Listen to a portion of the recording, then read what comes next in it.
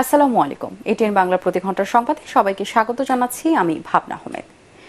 অর্থনীতিকে পঙ্গু করে আবারও নিজেদের ভিক্ষুকের জাতিতে পরিণত করতে নাশকতাকারীরা ধ্বংসযজ্ঞ চালিয়েছে বলে মন্তব্য করেছেন প্রধানমন্ত্রী শেখ হাসিনা। জাতীয় অর্থোপেডিক হাসপাতালে আহতদের দেখতে গিয়ে তিনি বলেন, তাণ্ডব চালিয়ে মানুষ হত্যার বিচার দেশবাসীকেই করতে হবে। নাশকতাকারীর হামলায় এত মায়ের বুক খালি হোক সরকার তা কখনোই চায়নি বলেও জানান সরকার প্রধান। বিস্তারিত আপেল মাহমুদের রিপোর্টে। কোটা আন্দোলনকে কেন্দ্র করে নাশকতাকারীদের হামলায় আহত হন কয়েক হাজার মানুষ। এদের মধ্যে রাজধানীর পঙ্গু হাসপাতাল নামে পরিচিত জাতীয় অর্থোপেডিক হাসপাতাল ও পুনর্বাসন প্রতিষ্ঠানে ভর্তি হন 272 জন। আহত 196 জন ছাড়পত্র নিয়ে চলে গেলেও এখনও চিকিৎসাধীন 76 জন। তাদের দেখতে সকালে হাসপাতালটিতে আসেন প্রধানমন্ত্রী শেখ হাসিনা। আশ্বাস দেন সব ধরনের চিকিৎসার। আজকে চিকিৎসার জন্য যা যা লাগবে আমরা করে দিচ্ছি। আর যারা পা হারিয়েছে বা হাত হারিয়েছে আমরা কৃত্রিম পায়ের ব্যবস্থা করে দেব, যাতে তারা আবার সুস্থ মানুষের মতো চলতে পারে, নিজের কাজ করতে পারে। কোটা আন্দোলনের নামে এত মানুষের জীবন ও পরিবারকে কেন হুমকির মুখে ফেলা হলো, সেই প্রশ্ন রাখেন প্রধানমন্ত্রী। এই আন্দোলনের নামে আজকে এই যে এতগুলি মানুষের জীবনের ক্ষতি হলো, এতগুলি পরিবার ক্ষতি হলো, এর দায়িত্ব কাদের?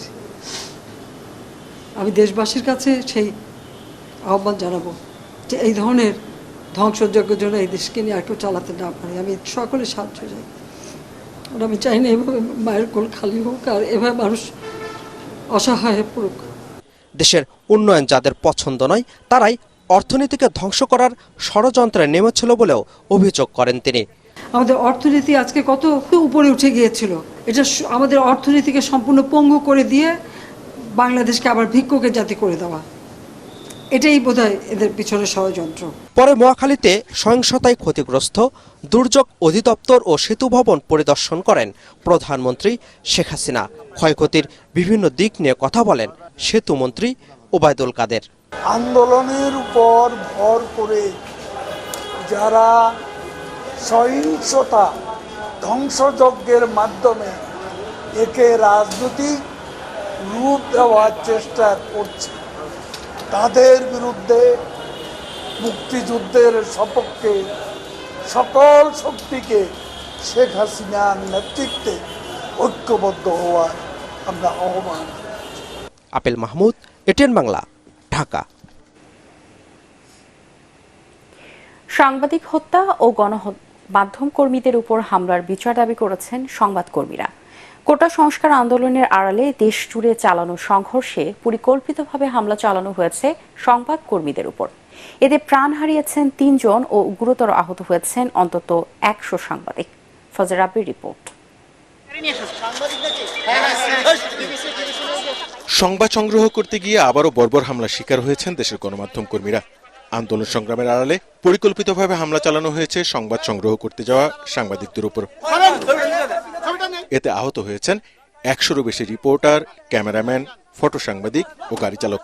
ভাঙচুর, অগ্নিসংযোগ ও ছিনতাই করা হয়েছে গণমাধ্যমের গাড়ি, মোটরসাইকেল, ক্যামেরা ও আনুষঙ্গিক যন্ত্রপাতি। 7-8 জনের বেশি হবে না। হুট করে এসে আক্রমণ করলো। পাশে আর একটা গাড়ি ছিল, সেই গাড়িটাকে আক্রমণ করলো না, বাট মিডিয়ার গাড়িটাকে আক্রমণ করলাম। স্টুডেন্টরা আমাকে সেভ করে নিয়ে যাওয়ার পথে আমাকে আসলে ডিল মারে, ইট দিয়ে অনেকগুলো ডিল মারে। আমার হাত কেটে যায়, পায়ে লাগে, মাথায় লাগে। মাথায় হেলমেট ছিল, লাকিলি আমি বেঁচে যাই। আসলে গেল 18 ও 19 জুলাই রাজধানী সহ দেশের বিভিন্ন এলাকায় সংবাদ সংগ্রহ করতে গিয়ে প্রাণ হারিয়েছেন 2 সাংবাদিক। এদের 2 জনই মারা গেছেন গুলিতে। গুলিবিদ্ধ হয়েও প্রাণে বেঁচে গেছেন আরো অনেক সংবাদকর্মী। কোটা সংস্কার আন্দোলনের ধারাবাহিকতা বিশ্লেষণ করলে দেখা যায়, ওই আন্দোলনের শুরু থেকেই শিক্ষার্থীরা গণমাধ্যম কর্মীদের জায়গা করে দিয়েছে সংবাদ সংগ্রহের জন্য। কিন্তু রাজনৈতিক পক্ষ এই আন্দোলনের সাথে জড়িয়ে যাওয়ার পর থেকে, বিশেষ করে 18 তারিখের পর থেকে আক্রান্ত হতে থাকে গণমাধ্যম। ক্যামেরা দেখলেই হামলা চালিয়েছে দুর্বৃত্তরা। এক একটা প্রতিষ্ঠান এক একটা সম্পাদকীয় নীতির ভিত্তিতে চলবে। কাজে আমি যদি মনে করি যে এই সম্পাদকীয় নীতির ভিত্তিতে যে প্রতিষ্ঠানটা পরিচালিত হচ্ছে, আমি সেই পত্রিকা পড়বো না, আমার যদি পছন্দ না হয়। এই যে গণমাধ্যমকে যারা আক্রমণ করে তারা আসলে কোনোভাবেই গণতান্ত্রিক শক্তি না। এই হত্যা ও হামলার বিচার দাবি করেছেন সংবাদকর্মীরা। গণমাধ্যম কর্মীদের সুরক্ষারও দাবি জানিয়েছেন তারা। রাষ্ট্রের উচিত যে অন্য হত্যাকাণ্ডের যে তদন্ত হচ্ছে, সেই তদন্তের পাশাপাশি সাংবাদিকরা যারা নিহত হয়েছে তারা কোন পরিস্থিতিতে নিহত হল এটাও তদন্ত করা উচিত। এবং যারা আহত হয়েছে তাদের ক্ষতিপূরণ দেওয়ার ব্যবস্থা করা উচিত। সহিংসতা ঘটেছে, এটা মোকাবেলা করার জন্য সরকারকে যেমন হতে হবে, আর সাংবাদিকদেরকে এই মুহূর্তে খুবই সাবধানে করতে হবে। সংবাদকর্মীদের সুরক্ষায় সাংবাদিক সংগঠন ও রাজনৈতিক সব পক্ষের প্রতি আরও দায়িত্বশীল হওয়ার আহ্বান জানিয়েছেন পেশাদার গণমাধ্যম কর্মীরা। সংবাদ মাধ্যমে প্রচারিত যে কোনো ভুল খবরের জন্য প্রতিবাদ পাঠাতে পারে যে কেউ। ওই সংবাদ মাধ্যমটি এটি প্রচারে বাধ্য থাকে। একই সাথে সংক্ষুব্ধ যে কারোর জন্য আইনের আশ্রয় নেওয়ার পথও খোলা রয়েছে। এসব ছাড়িয়ে যারা গণমাধ্যম এবং গণমাধ্যম কর্মীদের উপর হামলা চালাচ্ছেন তারা মত প্রকাশের স্বাধীনতায় বিশ্বাস করেন না বলে মনে করছেন গণমাধ্যম বিশ্লেষকরা। ফজলে রাব্বি, এটিএন বাংলা, ঢাকা। সহিংসতার আতঙ্ক কাটিয়ে স্বস্তি ফিরতে শুরু করেছে জনমনে, স্বাভাবিক হচ্ছে জনজীবন। আজও ঢাকায় সকাল 8টা থেকে বিকেল 5টা পর্যন্ত শিথিল থাকবে কারফিউ। ফলে অনেকটা নির্বিঘ্নেই দৈনন্দিন কাজ সারছেন নগরবাসী, ছুটছেন কর্মস্থলে ও ব্যবসা প্রতিষ্ঠানে। তবে রাস্তায় অতিরিক্ত যানবাহনের চাপে কোথাও কোথাও দীর্ঘ যানজটের সৃষ্টি হয়। এদিকে রাজধানীর গুরুত্বপূর্ণ স্থানগুলোতে নিরাপত্তায় কাজ করছেন সেনাবাহিনী, বিজিবি সহ আইন শৃঙ্খলা বাহিনীর সদস্যরা। রিপোর্ট করছেন মনির হোসেন তপু। রাজধানীর গুরুত্বপূর্ণ এই সড়কগুলোর যানজট জানান দিচ্ছে ব্যস্ত নগরবাসী। প্রয়োজনে বের হচ্ছেন সবাই। খোলা রয়েছে বেসরকারি প্রতিষ্ঠান ও ব্যবসা বাণিজ্য। লোকজন নিয়ে মোটামুটি সুন্দরভাবে চলতেছি। এতদিন অবস্থা খুব খারাপ ছিল, বাসায় ছিলাম। আমরা গন্ডগোল চাই না, আমরা চাই দেশ পরিস্থিতি ভালো থাকুক, সবাই আমরা শান্তি থাকতে চাই। ব্যবসায় ক্ষতি হয়েছে, লোকজন পাঠাইতে পারি নাই, কাজ বন্ধ ছিল। ব্যবসায় মারাত্মক ক্ষতি হয়েছে ভাই, মানে অকল্পনীয়। মানে লকডাউনে যে ক্ষতিটা হয়েছিল আর কিছুদিন থাকলে ওরকম ক্ষতিটাই হতো আর কি। দিন মজুরদেরও বেড়েছে কর্মব্যস্ততা। আস্তে আস্তে স্বাভাবিক হইতেছে, আগের চাইতে একটু পরিবর্তন হতেছে। এরা যদি এরকম গ্যাঞ্জাম করে তাহলে তো আমাকে তো চলতে ফিরতে কষ্ট হয়ে যায়। আমরা তো দুমুঠো খাওয়ার জন্য মনে করেন রোডে নামি, আমাকে তো ইনকাম নাই। নগরবাসীর নিরাপত্তায় এখনো মাঠে আছে সেনাবাহিনী, বিজিবি, পুলিশ, র্যাব। সন্দেহভাজন ব্যক্তিদের তল্লাশি করা হচ্ছে। ঘরে বসে থাকলে আমাদের কোনো কিছু চলবে না, ইন্ডাস্ট্রি চালাইতে হয়, অফিস আদালত চালাইতে হয়। কালকে যেরকম ঝুঁকি নিয়েও আমরা ওই যে 4 দিনের যে একটা গ্যাপ গেল, ওইটা ফ্রাইডেতেও আমরা কিছুটা রিকভারি করার চেষ্টা করছি। আমরা মেট্রো রেলে যেরকম চলাফেরা করছি, যত সহজে আসা যাওয়া করছি, আমাদের মধ্যে একটা সুন্দর একটা পরিবেশ ছিল, কিন্তু সেটা নষ্ট হইলো আর কি। এখন আর কি দেশের সম্পদ ক্ষতি না করে যেভাবে পারো আন্দোলন করো, কোনো অবজেকশন নাই। নগরবাসীর নিরাপত্তায় সাম্প্রতিক সহিংসতায় জড়িতদের অনেককেই আইনের আওতায় আনা হয়েছে। সিসি ক্যামেরার ফুটেজ ও ভিডিও দেখে শনাক্ত করা হয়েছে অনেক দুষ্কৃতিকারীকে। আন্দোলন সংগ্রাম করতে হলে অবশ্যই গণতান্ত্রিক উপায়ই করতে হবে বলে মনে করছেন নগরবাসী। সাম্প্রতিক সহিংসতায় দেশের যে ক্ষতি হলো সেটি কারোই কাম্য নয় বলে মনে করছেন তারা। মনির হোসেন তপু, এটিএন বাংলা, ঢাকা। নোবেলজয়ী অধ্যাপক ডক্টর মোহাম্মদ ইউনুসের নামে প্যারিসে একটি উদ্যানের নামকরণ করা হয়েছে। জায়গাটির নাম দেওয়া হয়েছে প্লেস দু প্রফেসর মোহাম্মদ ইউনুস। এ উপলক্ষে আয়োজিত অনুষ্ঠানে ডক্টর মোহাম্মদ ইউনুসের সাথে ছিলেন প্যারিসের মেয়র আন হিদালগো সহ বিশিষ্টজনেরা। ফ্রান্সে এটি প্রথম কোনো বাংলাদেশের নামে স্থাপনা বা চত্বরের নামকরণ করা হলো। ফ্রান্সের রাস্তা, উদ্যান, পার্ক, ভবন সহ নানা স্থাপনা বিশ্বের বিভিন্ন গুরুত্বপূর্ণ ব্যক্তিদের নামে নামকরণ করা হয়ে থাকে। এরই অংশ হিসেবে ডক্টর ইউনুসের নামে এই উদ্যানের নামকরণ করল ফ্রান্সের সরকার।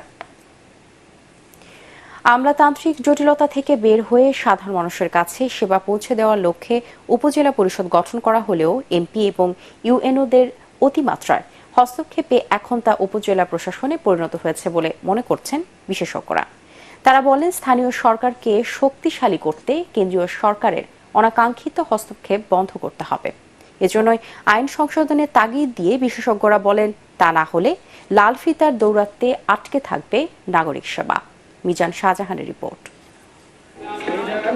ডাক ঢোল পিটিয়ে এবছর 4 দফায় হয়ে গেল 481টি উপজেলা পরিষদ নির্বাচন। নির্বাচিত জনপ্রতিনিধিরা দায়িত্ব নেয়ার কয়েক মাস পার হয়ে গেছে, কিন্তু তারা কি জনগণকে কাঙ্ক্ষিত সেবা দিতে পারছেন?